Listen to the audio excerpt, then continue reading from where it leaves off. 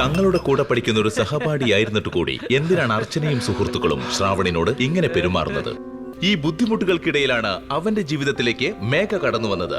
How dare you talk to me like that? ജീവിതത്തിലെ priorities മാറുന്നതിനനുസരിച്ച് കാര്യങ്ങളും മാറും. അന്നിട്ട് മനസ്സിലാവാത്ത ഞാനിപ്പോ എന്ത് ചെയ്യാനാ? She was using you.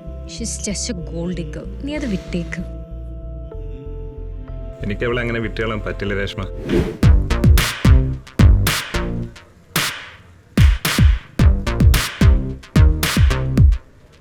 ഇപ്പോഴാണ് ചേരേണ്ടവർ തമ്മിൽ ചേർന്നത്. ഞങ്ങൾ കരുതിയത് മേഘയുടെ ജീവിതം ആ ദരിദ്രവാസി കൊണ്ടുപോയെന്നാണ്. What guys? എനിക്കത് അത്രയ്ക്ക് ബുദ്ധിയില്ലേ? എന്താടാ നീ എന്തെങ്കിലും പറഞ്ഞായിരുന്നോ? നിന്നോട് ഞാൻ ചോദിക്കും, അപ്പൊ നീ പറഞ്ഞാ മതി. നിന്നെ കൊണ്ടേനൊന്നും കഴിയില്ല. You are such a loser.